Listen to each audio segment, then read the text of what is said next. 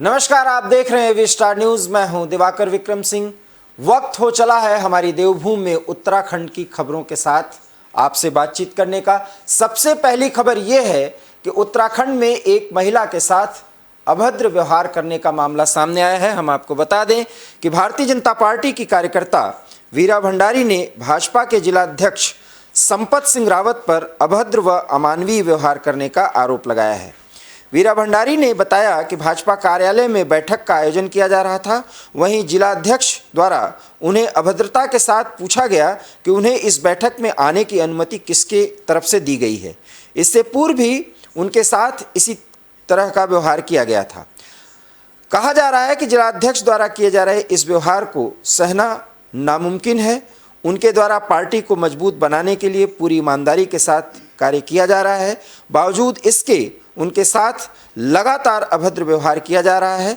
वहीं इस विषय पर यह जिलाध्यक्ष संपत सिंह रावत ने कोई भी टिप्पणी करने से इनकार कर दिया है। वहाँ पे पहुँचेंगे और हम लोग भी, मैं तो अपने आप को ये कहती हूँ कि शायद हम लोगों का यही दुर्भाग्य होगा। मैं सीधा ऋषिकेश से आई और इतनी पीड़ित महिला होने के बाद आज माननीय जिलाध्यक्ष जी द्वारा मुझे दूसरी बार इतनी बेइज्जती किया गया है कि आपको इस पार्टी के अंदर और उसके अंदर क्यों बुलाया, किसने बुलाया गया। एक बार मैं जब अपने पति की बीमारी को लेकर मैं खिरसू में भी गई थी, मैंने यही कहा था कि केवल धन सिंह रावत जी से बोलने के लिए कि भाई जी मेरे पति बीमार है, उनका ट्रांसफर कर दिया। तो माननीय जिलाध्यक्ष जी द्वारा मतलब हमेशा मेरे को इतनी बेइज्जती की जाती। आज हमने इस पार्टी को अपने बच्चों की तरह सींचा है, आज जिलाध्यक्ष जी द्वारा मतलब हमेशा पता नहीं क्यों इतनी व्यक्ति की विशेष की। हर घर तिरंगा अभियान अब जोर पकड़ता जा रहा है और इसी तरीके से उत्तराखंड में भी बहुत ढेर सारे प्रयास किए जा रहे हैं शासन प्रशासन की तरफ से। ऋषिकेश से जुड़ी ये खबर आज़ादी के अमृत महोत्सव के संदर्भ में है, जहां नगरपालिका मुनकीरेती हर घर तिरंगा अभियान को सफल बनाने में जुटा हुआ है। अभियान के मद्देनज़र नगर क्षेत्र पालिका प्रचार वाहन चला रही है, जिसके माध्यम से क्षेत्र के लोगों को घरों पर तिरंगा फहराने के लिए प्रेरित किया जा रहा है। लोगों से घरों में राष्ट्रीय ध्वज तिरंगा लहराने, लगाने और हटाने के दौरान फ्लैग कोड का विशेष रूप से ध्यान रखने की अपील भी की जा रही है।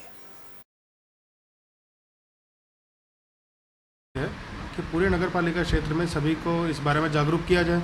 हर घर झंडा अभियान सेंट्रल गवर्नमेंट का, प्रधानमंत्री जी का बहुत ही एक अमृत योजना जो 75वां हमारा इंडिपेंडेंस डे है, उसको लेकर के एक बहुत ही महत्वाकांक्षी इनका अभियान है। तो उसको जन जन तक पहुंचाना, ताकि वो अवेयर रहें और 13 से 15 अगस्त तक झंडा प्रत्येक घर में वो फहराएं। तो हम अपनी नगर पालिका अपनी तरफ से भी कुछ झंडे मुहैया। अब हम बुलेटिन में आगे बढ़ते हैं। खबर ऊधम सिंह नगर से है, जहां पर विकास कार्यों के संदर्भ में कई महत्वपूर्ण तथ्यों और मुद्दों पर चर्चा की जानी है। प्रदेश सरकार के द्वारा चलाई जा रही योजनाओं के साथ केंद्रीय योजनाओं को जोड़कर सरकार लगातार प्रदेश में विकास कार्यों की नीतियों की बौछार करती हुई दिखाई दे रही है। उत्तराखंड को विकास की ऊंचाइयों को लेकर की जाने वाली प्रादेशिक कोऑपरेटिव यूनियन आगामी दिनों में प्रदेश स्तर पर कुछ नई योजनाओं पर काम करने जा रही है। बीते रोज देहरादून में पीसीयू की बैठक में 14 महत्वपूर्ण बिंदुओं पर निर्णय लिए गए। बैठक में सर्वसम्मति से निर्णय लिया गया कि सरकारी और गैर सरकारी कार्यालयों में पीसीयू के माध्यम से स्टेशनरी क्रय की जाएगी।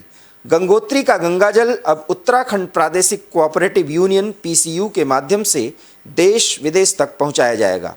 इसके अलावा institute of cooperative management research and training centre की स्थापना की जाने की तैयारियों में भी जोर पकड़ रहा है, जिसमें कोऑपरेटिव सर्विसेज से संबंधित पाठ्यक्रम पढ़ाए जाएंगे।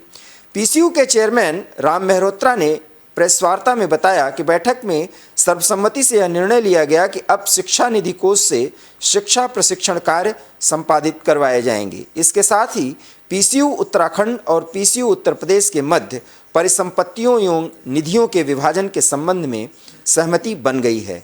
इस संबंध में जल्द ही दोनों राज्यों के अधिकारियों की उच्च स्तरीय बैठक होगी। इसके साथ ही प्रादेशिक कोऑपरेटिव यूनियन की ओर से मासिक पत्रिका के आरएनआई रजिस्ट्रेशन को लेकर भी अध्यक्ष की ओर से औपचारिकताएं पूरी करने के निर्देश दिए गए हैं। पीसीयू चेयरमैन ने कहा कि अब राज्य में पीसीयू धान खरीद केंद्र लगाकर धान भी खरीद करेगी।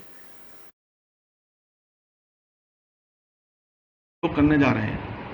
साथ ही प्रिंटिंग का काम भी हम करने जा रहे हैं। शिक्षा निधि से जो सहकारिता से जुड़े हुए गरीब किसान हैं, उनके होनहार बच्चों को हम लोग इंजीनियरिंग और मेडिकल की ट्रेनिंग देने जा रहे हैं।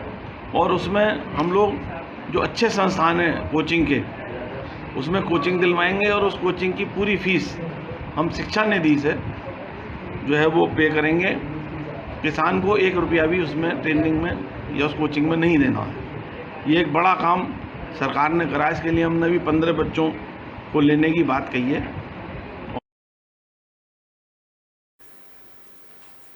अब हम बात कर लेते हैं देहरादून में आयोजित जागरा मेले के संबंध में। जागरा मेले के आयोजन को लेकर के तैयारियां जोरों पर हैं। हम आपको बता दें कि जौनसार बावर के सिद्धपीठ श्री महासू देवता मंदिर होनाल परिसर में परंपरागत जागरा मेला आयोजन के संबंध में मंदिर समिति की बैठक हुई। बैठक में विशेष रूप से शामिल कैबिनेट मंत्री सतपाल महाराज ने मंदिर समिति की मांग पर हनोल मंदिर के जागरा मेले को राज्य मेला घोषित करने की घोषणा की। उन्होंने कहा कि महासू देवता लाखों श्रद्धालुओं की आस्था का केंद्र हैं। कैबिनेट मंत्री महाराज ने सभी विभागीय अधिकारियों को मंदिर समिति के साथ समन्वय स्थापित कर मेले को भव्य और परंपरागत तरीके से सफल बनाने के निर्देश दिए।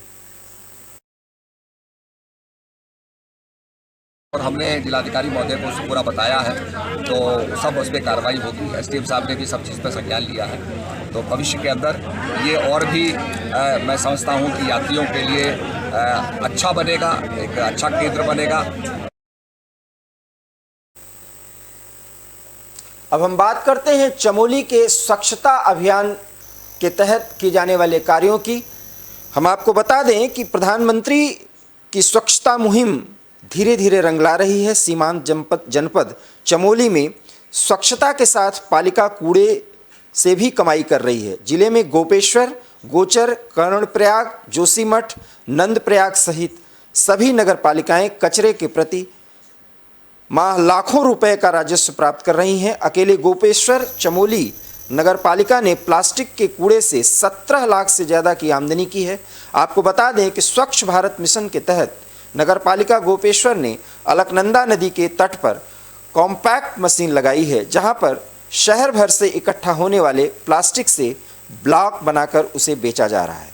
इसे पालिका की अच्छी खासी आमदनी के तहत ये देखा जा रहा है कि वो कितनी आमदनी हो रही है। अभी तक वहीं काम करने वाले कर्मचारियों का कहना है कि वो इससे खासे उत्साहित हैं। शहर भर से प्लास्टिक का कूड़ा इकट्ठा कर वह कंपोस्ट मशीन में ब्लॉक बनाकर इसे अच्छे खासे दाम पर बेच रहे हैं।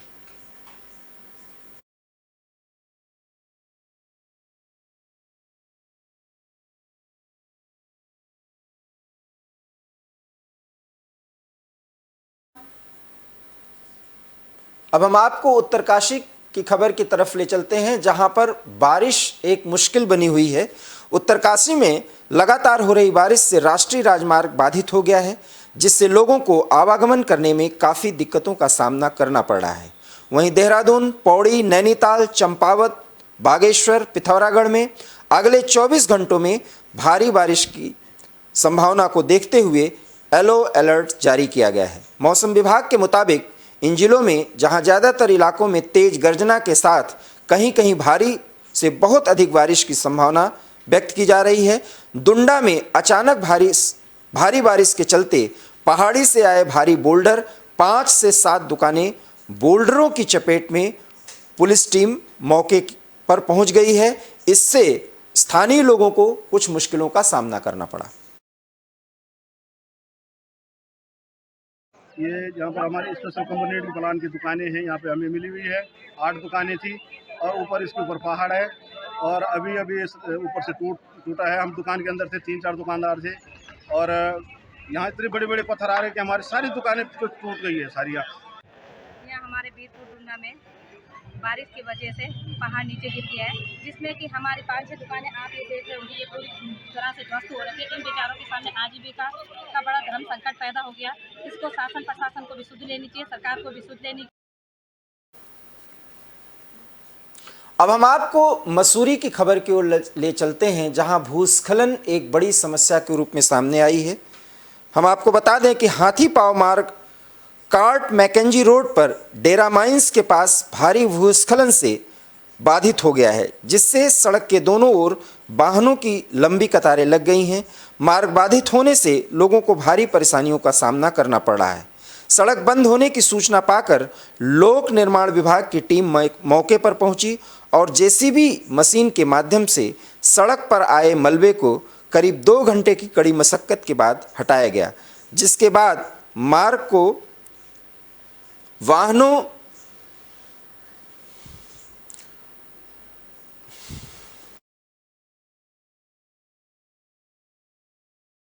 एक तरफ ले जाया गया और इस तरीके से कैसे उस समस्या से मुक्ति मिले इस पर ध्यान दिया गया और मार्ग को वाहनों की आवाजाही के लिए सुचारू बनाया गया। इसके लिए भारी मशक्कत करनी पड़ी।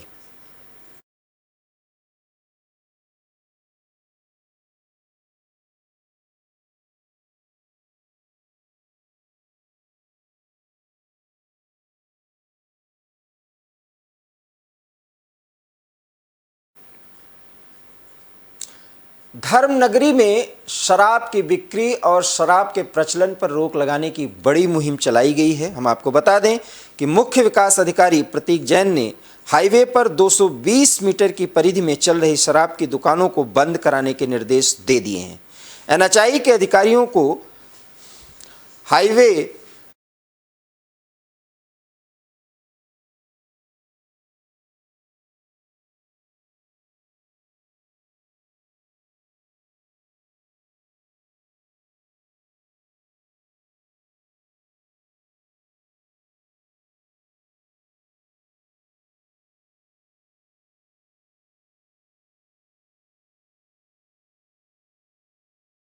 से उत्तराखंड में एक बड़ी मुश्किल आ गई है उन लोगों के लिए जो शराब बिक्री को लेकर के अपनी कमाई कर रहे थे। इस पर लगाम कसने की एक बड़ी तैयारी प्रशासन की तरफ से की गई है और उसके लिए निर्देश भी दिए गए हैं, क्योंकि उत्तराखंड में पूर्ण शराबबंदी, जहां तक हरिद्वार का संबंध है धार्मिक नगरी और उसकी जो परिधि स्थापित की गई है उसको देखते हुए वहां पर शराबबंदी का कानून और शराबबंदी के संबंध में जितनी आज्ञाएं हैं उसके संबंध में सारे निर्देश दे दिए गए हैं और प्रशासन पूरी तरह से चौकस है कि इसको लेकर के उत्तराखंड के लोग, विशेष करके धर्मनगरी हरिद्वार के लोग विशेष रूप से आग्रह करते रहे और प्रशासन अब पूरी सख्ती के साथ इस पर काम कर रहा है। हरिद्वार एक धर्मनगरी है और वहां पर शराबबंदी को प्रभावी तौर पर लागू किया जाना एक जरूरत है। मुख्य विकास अधिकारी प्रतीक जैन की अध्यक्षता में कलेक्ट्रेट सभागार में सड़क सुरक्षा एवं दुर्घटना न्यूनीकरण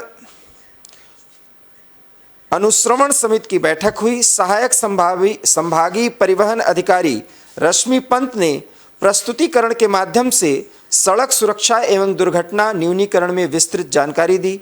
मुख्य विकास अधिकारी ने परिवहन एवं पुलिस विभाग के अधिकारियों से दुर्घटना बाहुल्य क्षेत्र में सड़क सुरक्षा संबंधी जागरूकता के लिए अपनाए जा रहे उपायों की जानकारी ली। अधिकारियों ने कहा कि विद्यालयों और थानों में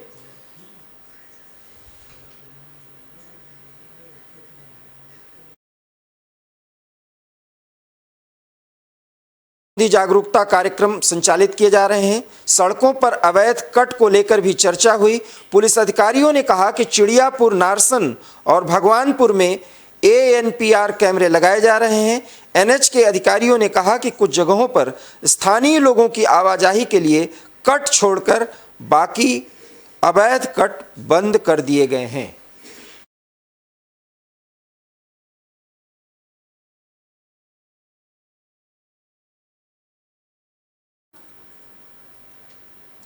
अब हम आपको एक बार फिर देहरादून की खबर की ओर ले चलते हैं, जहां एक पेपर लीक मामला हुआ है और एक अधिकारी के त्यागपत्र दिए जाने का मामला सामने आया है।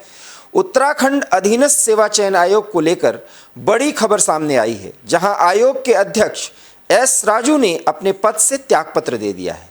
उन्होंने कहा कि आयोग की पिछले महीने और पहले भी इस तरह के मामले सामने आए हैं जिसकी वो नैतिक जिम्मेदारी लेते हैं। बता दें कि वर्तमान में URSSC पेपर लीक मामले की जांच चल रही है। इस बीच पूर्व IAS अधिकारी S राजू ने नैतिक जिम्मेदारी लेते हुए इस्तीफा दे दिया है। वह 2016 से चेयरमैन के पद पर तैनात थे। उन्होंने कहा कि मेरा किसी नेता से कोई रिश्ता नहीं है। मैं मानता हूं कि कैंडिडेट्स को परेशानी हुई है।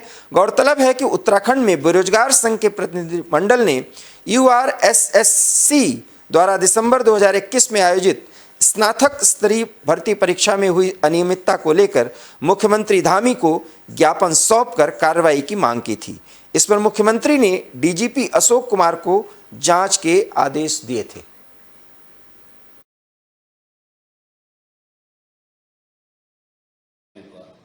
खिलाफ कुछ क्रिमिनल मामला नहीं बना, फिर भी सेंगमारी तो हुआ, किसी अधिकारी और कर्मचारी के खिलाफ कुछ क्रिमिनल मामला नहीं बना, फिर भी सेंगमारी तो हुआ, किसी अधिकारी और। खबर हरिद्वार से है, जहां सिंगल यूज प्लास्टिक को लेकर के प्रशासन विशेष अभियान और मुस्तैदी दिखाने के मूड में है।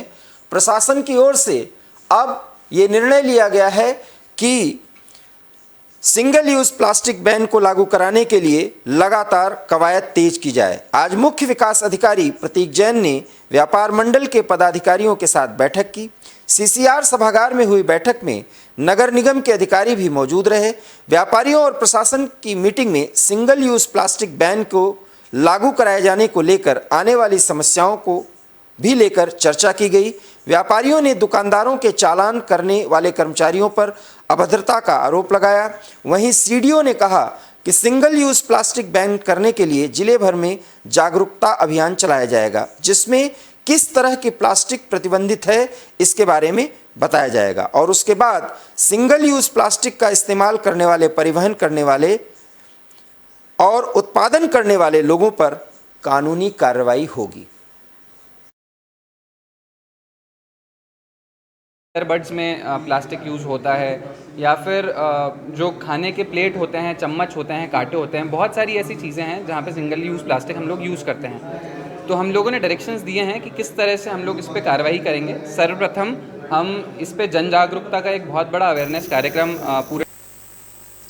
ये थी देवभूमि की कुछ वो खबरें जो हमने आपके साथ साझा की। देश और दुनिया की तमाम और बड़ी खबरों के लिए देखते रहिए विस्टार न्यूज़, क्योंकि यहाँ खबरों का सिलसिला कभी नहीं थमता। फिलहाल मुझे दीजिए इजाज़त। नमस्कार।